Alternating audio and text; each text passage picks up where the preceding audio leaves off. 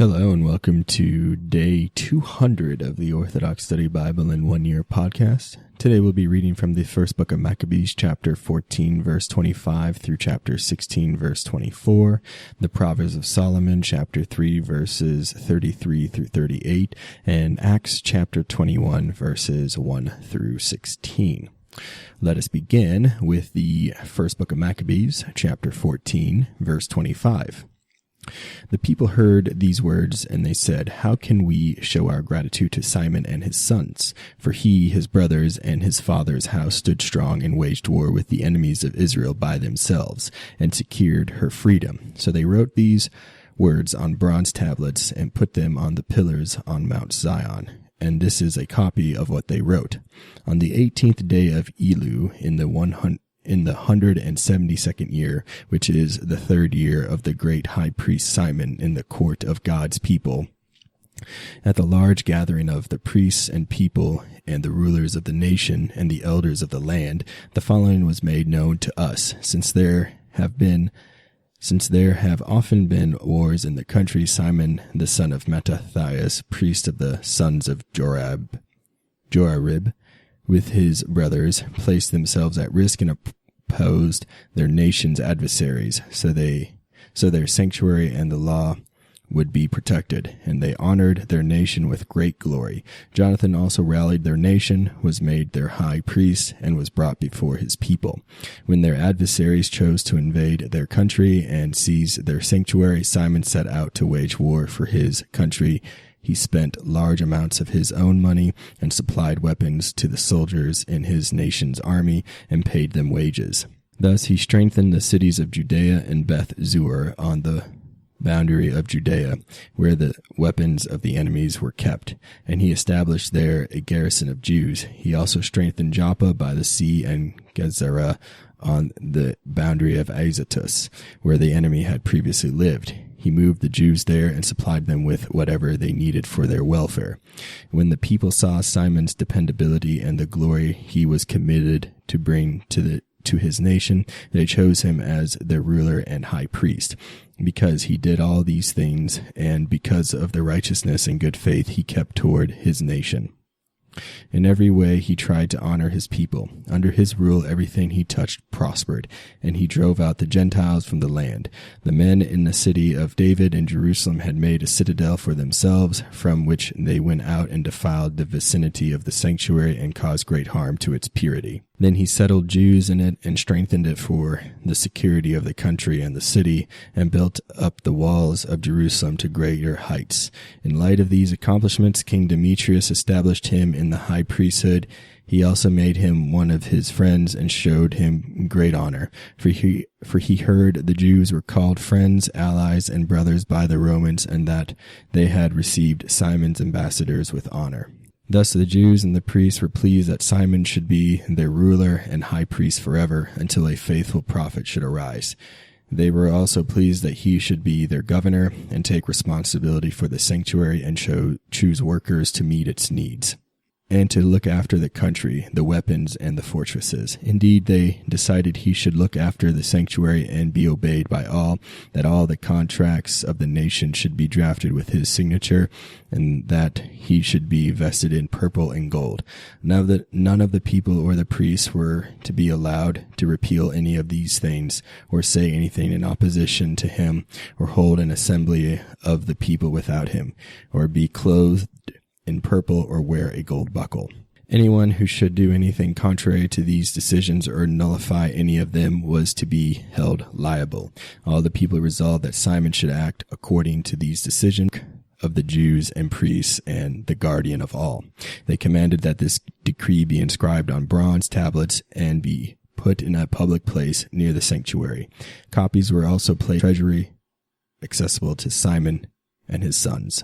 First book of Maccabees, chapter 15. Then Antiochus, son of King Demetrius, sent a letter from the island of the sea to Simon, the high priest and ethnarch of the Jews, and to all the nation. It contained the following: Antiochus the king to Simon, high priest and ethnarch, and the nation of the Jews. Greetings. Since certain troublemakers gained the mastery over the kingdom of our fathers, I wish to lay claim to the kingdom so I can establish it as it was before. I have recruited a multitude of troops and prepared warships. I plan to go throughout the nation that I may pursue those who laid our country to ruin and desolate many of its cities. Now therefore I validate your tax remissions, which the kings before me forgave you, and whatever other payments they remitted for you. I also authorize you to make your own coinage as money for your nation, and allow Jerusalem and the sanctuary to be free. All the weapons you prepared and the fortresses you built, which you seized, let them remain with you. Every money you owe the royal treasury, as well as future debts, let them be remitted from now on and for all time. As soon as we regain control of our kingdom, we will honor you and your nation and the temple with great glory, that your glory may be evident in all the earth. In the 174th year, King Antiochus went to the land of his fathers, and all his soldiers went with him. Few sided with Trypho. When Antiochus went after him, he fled to Dora by sea, for he knew that calamity had come upon him. His armies deserted him. Then Antiochus set up camp opposite Dora with 120,000 fighting men and 8,000 cavalry. He encircled the city, and the ships joined the battle from the sea. So he pressed hard against the city by land and sea, and did not allow anyone to leave or enter. Then Numanius and his men came from Rome with letters to the kings and their countries, in which the following was contained. Lucius, the Roman consul, to Ptolemy the king, greetings. The ambassadors of the Jews came to us as friends and allies to renew their long-standing friendship and alliance. They were sent from Simon the high priest and by the Jewish people, and brought a gold shield of 1,000 minas. Therefore it pleased us to write the kings and their countries, that they not seek to hurt them or wage war against them and their cities and country, or form alliance with those who fight them. It seems right to accept the shield from them. If therefore any troublemakers have escaped from their country to you, give them over to Simon the high priest, that he might prosecute them according to their law. The council wrote identical letters to King Demetrius and to Attalus, Aristarchus, and Arsacus, and to all the nations, to Sampsemes and the Spartans, and to Delos, Midos, Sion, Caria, Samos, Pamphylia, Lycia, Halicarnassus, Rhodes, Phaeacis, Cos, Side, Arados, Gortana, Sindus, Cyprus, and Cyrene. They also sent a copy to Simon the high priest. Meanwhile, King Antiochus besieged Dora a second time, repeatedly launching his forces against it and building engines of war. He put Trypho in confinement, so he could neither go out or go in. Then Simon sent Antiochus 2,000 chosen men as allies, along with silver, gold, and considerable weaponry. But Antiochus decided not to accept these things. He broke all the former agreements he had made with Simon, becoming estranged from him. Then he sent Athenibus, one of his friends, to confer with him, saying, "You control Joppa, Gazara, and the citadel in Jerusalem. They are cities of my kingdom. You desolated their territory and caused great damage in the land, and you rule over many places in my kingdom. Now therefore give back the cities you took and the taxes from the places you rule outside the boundaries of Judea. Otherwise, give me 500 talents of silver for them, as well as 500 talents more for the destruction you cause and for the tribute of the cities, or else we will wage war and defeat you." When Athenibus, the friend of the king, entered Jerusalem and saw the glory of Simon and the sideboard plated with gold and silver and a magnificent display, he stood amazed. Then he reported the words of the king to him. Thus Simon answered and said to him, "We have not taken any foreign land, nor have we captured foreign property, but only the inheritance of our fathers, which years ago was seized unjustly by our adversaries. But now that we have occasion, we are holding firmly to the inheritance of our fathers. And as for Joppa and Gazara, which you want, their people were causing great damage to our people and our country. For them we will give you 100 talents. Athenibus said not a word in reply, but returned to the king in anger. When he relayed to him these words, plus Simon's splendor and everything he witnessed, the king was extremely enraged. Now Trypho had boarded a ship and escaped to Bethsaida. So the king made Kenedus his commander-in-chief of the seacoast and gave him infantry, soldiers, and cavalry. He then ordered him to encamp opposite Judea and further ordered him to build Kedron and strengthening its gates, and to wage war against the people. But the king himself pursued Trypho. When Sendabeus arrived in Jamnia, he began to harass the people. He also invaded Judea, took people captive, and killed them. Then he built up Kedron and stationed cavalry and soldiers there so they could march through the roads of Judea, making roads as the king commanded him. First book of Maccabees, chapter 16. Then John traveled from Gazara and told his father Simon the damage Sendabeus was inflicting. So Simon called his two oldest sons, Judas and John, and said to them, "My brothers and I and my father's house have fought Israel's battles from our youth until this very day. Things have gone well for us, so as to rescue Israel many times over.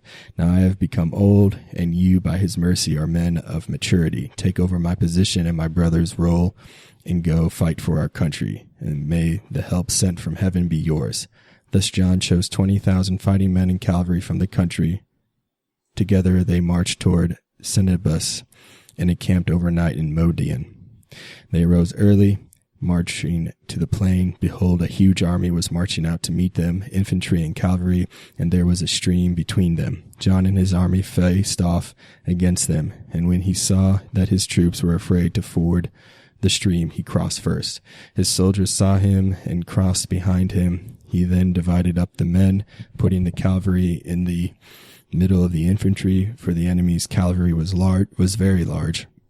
When they sounded the trumpet, Sendabeus and his army were routed, and numbers of them fell wounded. The rest of them fled into the fortress. Then Judas, the brother of John, was wounded, but John pursued them until Sendabeus reached Kedron, where he had done construction.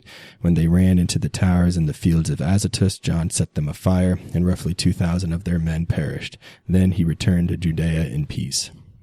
Now Ptolemy, the son of Abibus, had been made governor to rule over the plain of Jericho. He had large hoards of silver and gold, for he was the son-in-law of the high priest. He was optimistic and full of determination to seize control of the country, so he developed an evil strategy to seize Simon and his sons by trickery. Now Simon was paying a visit to the cities throughout the country, concentrating on their needs, so he went down to Jericho along with his sons Mattathias and Judas in the 177th year, in the 11th month, the month of Shebat. The sons of Abibus received them with deceit in the little fortress called Duk, which he had erected, and he gave them a grand feast and hid the men there. So when Simon and his sons became drunk, Ptolemy and his soldiers emerged and grabbed their weapons. When they encountered Simon in the banquet hall, they murdered him along with his two sons and certain of his servants. Indeed, Ptolemy committed great treachery, returning evil for good. Ptolemy then drafted a report to the king about these things and asked that he might send him soldiers to help and to secure their country and cities. He also dispatched soldiers to Gazara to seize John and sent letters to military tribunes to come to him so he might give them silver, gold, and gifts. Then he sent others to capture Jerusalem and the Temple Hill, but somebody ran ahead and told John in Gazara that his father and his brothers had been killed and that he has sent men to kill you as well. When John heard this, he was deeply shocked. He captured the soldiers who came to crush him and killed them, for he discovered they were there to kill him. The rest of John's words and his war history and brave acts which he did so courageously, plus the heightening of the walls which he built, and his other accomplishments, behold, they are written in the book of his high priesthood, from when he was first made high priest following his father. The Proverbs of Solomon, chapter 3, verse 33. Do not be ready to quarrel with a man in vain, lest he do you some harm. Do not incur the reproach of evil men, neither seek their ways. For every lawless man is unclean before the Lord, and he does not sit among the righteous. The curse of God is in the houses of the ungodly, but he blesses the dwellings of the righteous. The Lord opposes the arrogant, but he gives grace to the humble. The wise shall inherit glory, but the ungodly exalt dishonor. Acts chapter 21, verse 1. Now it came to pass that when we had departed from them and set sail, running a straight course, we came to Kos, the following day to Rhodes, and from there to Patara. And finding a ship sailing over to Phoenicia, we went aboard and set sail. When we had sighted Cyprus, we passed it on the left, sailed to Syria, and landed at Tyre. For there the ship was to unload her cargo. And finding disciples, we stayed there 7 days. They told Paul through the Spirit not to go up to Jerusalem.